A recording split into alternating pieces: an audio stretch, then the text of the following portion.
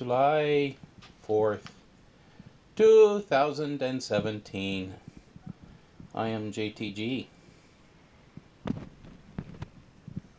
And this is Dorcas. She's a dog. This is Delight's oldest daughter.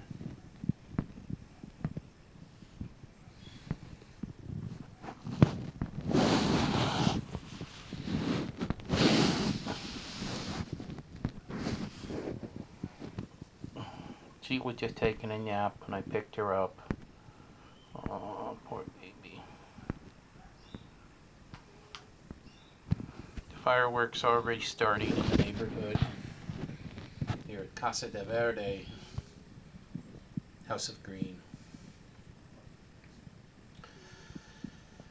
And so a lot of things are happening. Of course, puppies. They're now about 6 weeks old.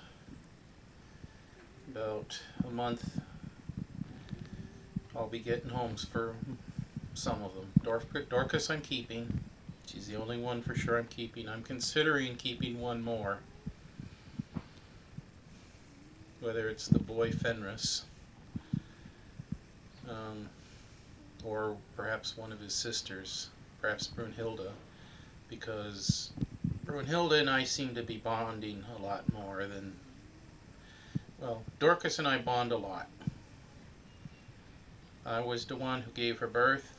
Well, I didn't give her birth. I was the midwife, but I was there for her birth, and her birth was video recorded. Dorcas, that is. Tail. And I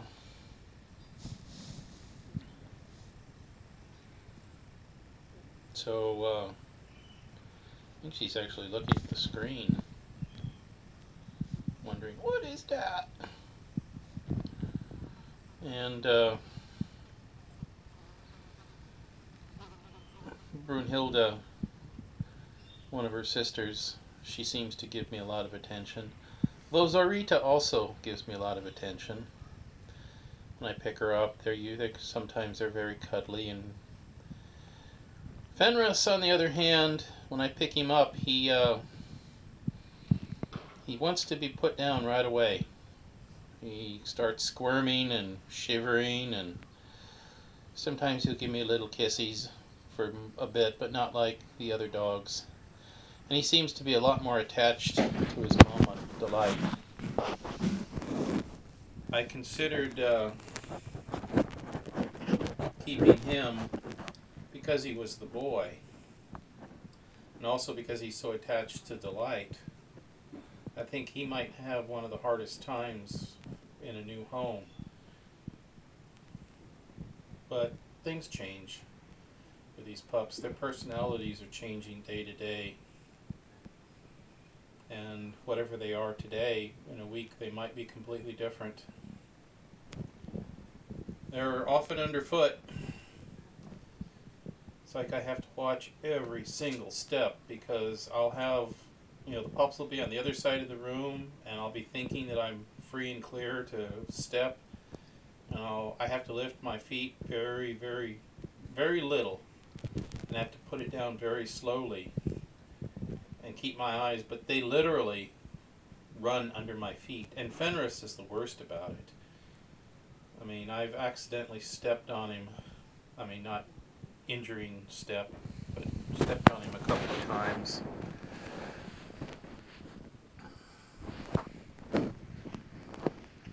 And it's usually him. When I hear a yip, yip, yip, I have to suddenly lift my foot up and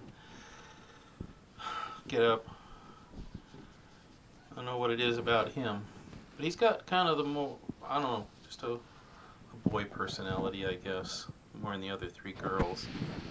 He also looks a lot more like his daddy, who's the dog next door, than any of the others. None of them have Delight's markings. Delight is mostly white with some light brown on her ears and a few other places, but mostly it's like her ears. She's mostly white. She needs a bath. They're all black and white. And their daddy is mostly black with a little white, and these are, well, I'd say Dorcas is mostly white with a little black, and as well as Brunhilde, she's mostly white with a little dark black. Brunhilde and Fenris are mostly black with a little white. And they have different shaped heads. Fenris, his head is shaped very much like his daddy. And I haven't taken any pictures of his daddy. I'll have to do that before I put them out for adoption. Dorcas is by far the smallest. I'd say that she's almost maybe about 60% the size of her biggest. Well, I think maybe Fenris is the biggest, the boy. But Brunhilde and Zorita, so called because I called Zorita Zorita because when she was born she had a white mark on her back right above her butt that looked like a 2, and it was appropriate because she was the second one born. But it also kind of looked like a Z, so I called her Zorita.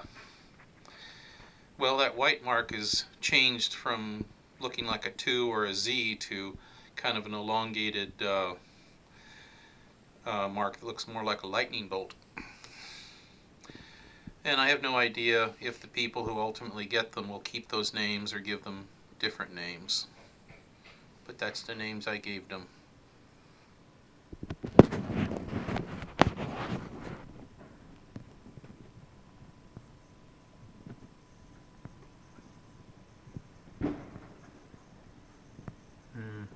Fireworks.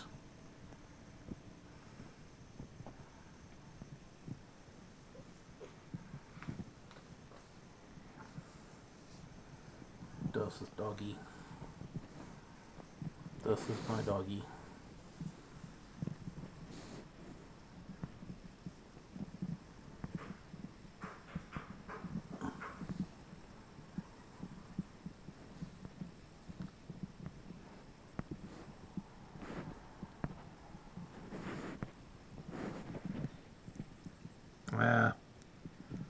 This is the mean dog attacking me. I'm guessing that some of those fireworks are coming from right next door, because in the past years they do fireworks. Oh, look at this. She's attacking my beard. Oh, now she's trying to chew my neck. You're going right for the big meat, aren't you?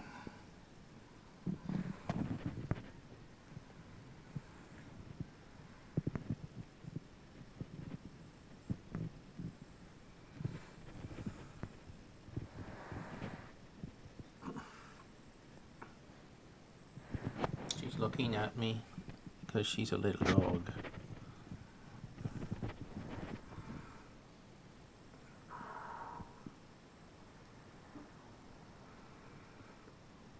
I might go out in the backyard later tonight, see if the cats come in. Both cats, sometimes when the fireworks start, they'll come in, Apophis and Anubis. So I don't want to close the back door, but if they both come in, I'll close the door and keep them inside so they don't get scared. Well, they'll get scared, but you know, they've been through some pretty severe fireworks in the past. And so, in other news, I renewed my substitute teacher credential last night. It cost me $102. I got up in the middle of the night. I do that. I get up several times a night. I sleep maybe 2 to 3 hours and then wake up. And then finally, I'll end up falling asleep for about 6 hours. So, you know, I'll go to sleep for an hour or two, wake up, go to sleep, you know, be up for a little bit, go to bed for an hour or two, wake up, and then maybe after 2 or 3 iterations of that, I'll finally fall asleep for about 6 hours. But last night, when I woke up, I just checked my email, and there was an email I guess I had missed. I don't know when it came, probably in the last few days, saying that it was time to renew my substitute teacher credential. And so I got up and I got my fortunately I just put money in the bank, and so I had enough money to cover the $102 renewal fee, and so I did that right away. And so I'd been wondering what I was going to have to do about it. I knew it was coming up. I was wondering how much it was going to cost me to renew it. It sounds like it's about the same as what I paid last year. Actually, I think last year I had to pay almost $300 in various fees. This year it was only about $102. But I guess the first time you got to pay a lot of different fees, more fees. Plus I was wondering if I was going to have to retake the test, called the CBEST, but I didn't. So I've got my first assignment on August 31st. It's going to be at Alisal Elementary School, my alma mater, and it's on August 31st, and it just says special assignment. I don't know what that means, because usually it says like first grade, kindergarten, 6th grade, whatever. So special assignment, I don't know. Maybe that means that all they know is that they're going to need a bunch of subs that day, so they're just getting all the subs in. And I remember there were 5 jobs available at the same time, so they were looking for 5 subs that day. So I imagine it's going to be kind of like, probably like a roving sub is my guess. Or maybe I'll be assigned for a classroom for the day, I don't know. I've been there a lot at my alma mater, Alisal Elementary. Back when I was there, they didn't have what they call mascots. Now they're the Alisal Tigers, as opposed to the Sleepy Puppies.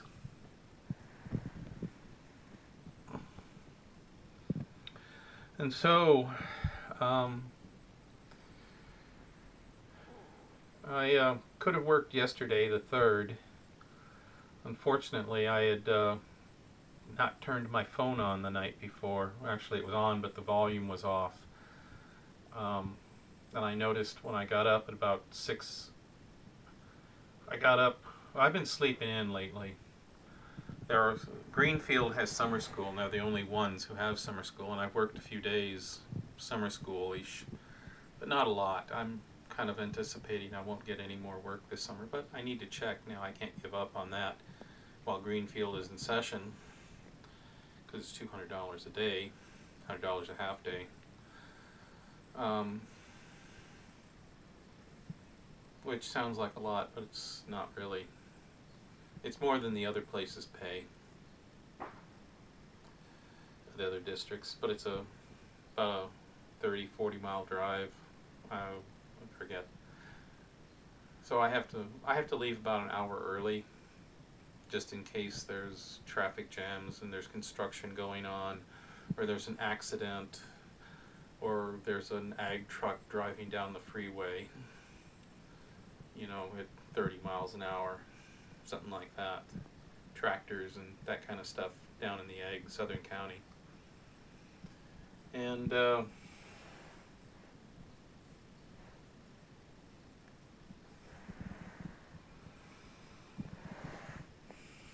so I'm living off my savings, what little I have.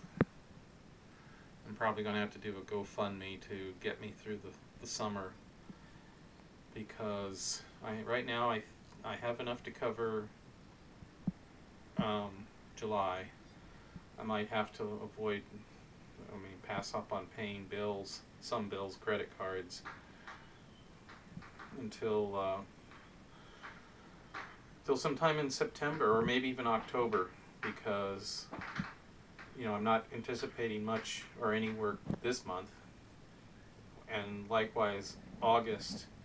Well, Millennium High School starts on August 1st, so I might be able to get some work there. But Millennium High School, from past experience, is it's a small school, and they don't have a lot of need for subs, so it's going to be maybe once, or twice. Maybe I'll get a few days.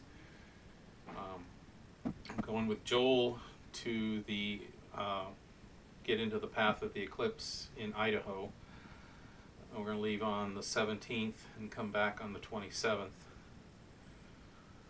Um, School starts on here, I think it starts on the 18th. So for Alisal District.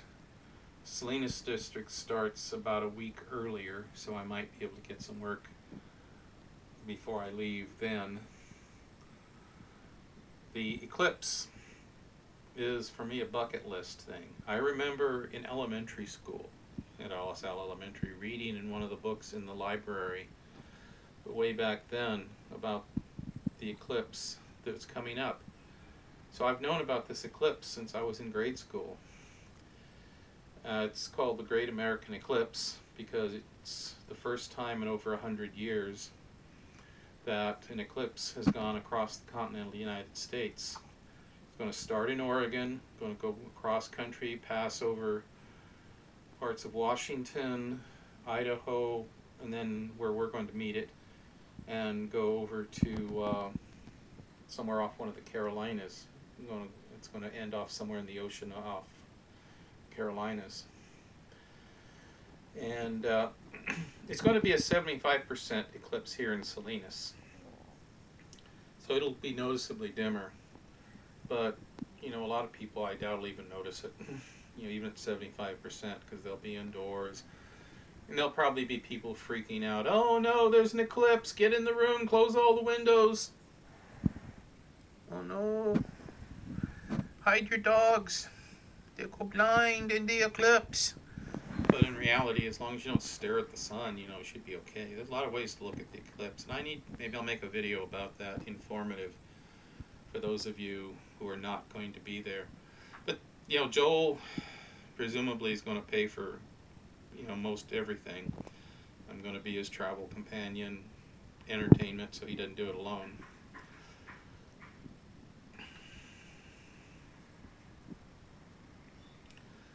And Joel has been, I think of him as my best friend, really, at this point.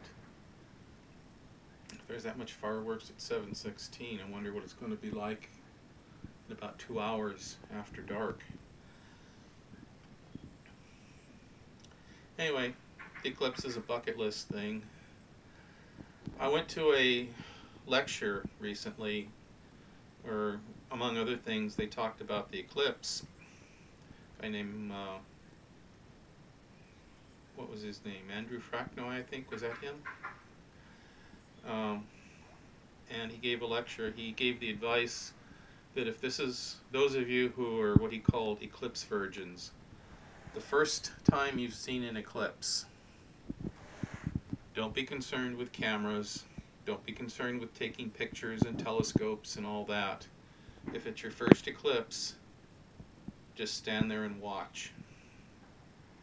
Just enjoy the show. Because other people are going to, with much better equipment, are going to take the pictures. I think I'll probably do a modified thing of that. I'll probably put a camera and point it at me and Joel. Maybe I'm going to take, I've got this extra heavy-duty chair. It's supposed to hold up to 1,000 pounds. Was it 500? I don't know. I'll have to look at it. But well beyond my weight. But I wanted to get something that powerfully strong so that, you know, I'd never, you know, it'll get something that's overbuilt. It's going to last a lot longer than something that's just barely built well enough to hold you up for now.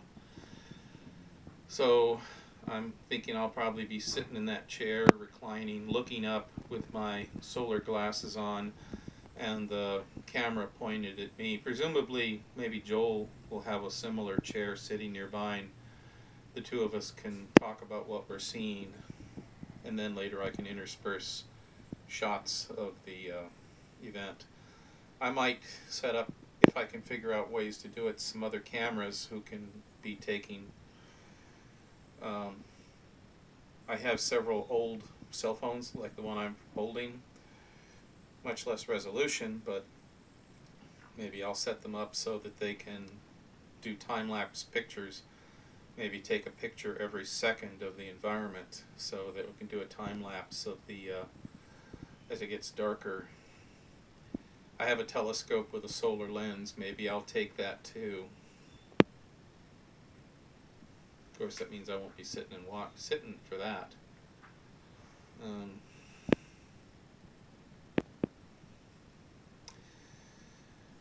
I'm just thinking of these things as I'm going along. Dad bought the telescope. He bought one for me, and he bought one for Paul. I wonder if Paul still has his, because Las Vegas will probably be like 50%, so he'll be able to watch the eclipse, although Paul, I don't really know much about Paul these days. I don't know if he'd be interested in that or not, or would consider it a waste of time, or, you know, family. Speaking of family, I don't remember if I've discussed this lately, but I've discovered I have a cousin, first cousin. Her name is Beverly. Beverly Thompson, that's her married name, but she was born Beverly Green. She was my Uncle Buddy's first child by his first wife. And I don't really know, the way I understand the story is that her father came and took her away, and took away when Buddy married her mother. Her father didn't approve of the wedding for reasons that are unknown at this point, and Buddy will probably never tell me, because I don't think Ken will ever allow me near him again, because Kenny, one of Buddy's other kids, is apparently really angry. In fact, somehow they told Judy how mad they were that I had found her. I'd been looking for her for years, and finally I found her.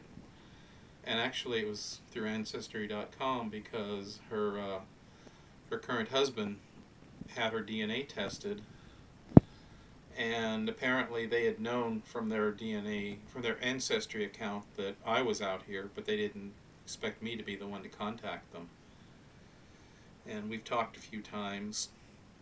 I hope to meet her someday. She's in Texas, but she's almost 70. She's the oldest of our generation.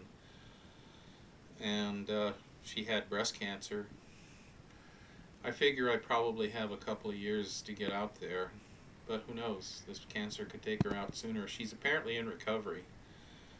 At least she talks brave, so I don't know. I want to get out and see her.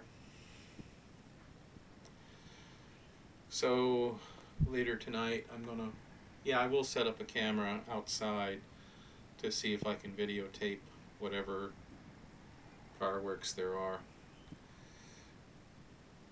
I'll probably keep the cats inside, the dogs.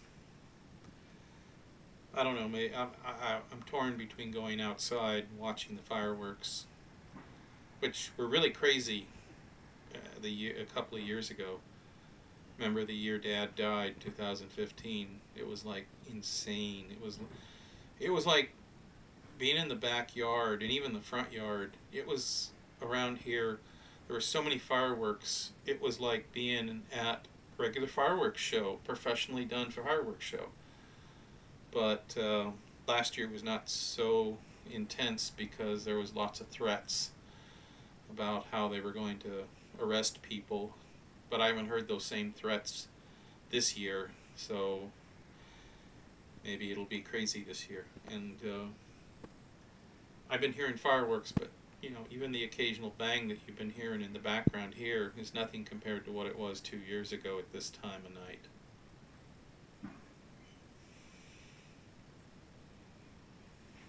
Okay, that's all.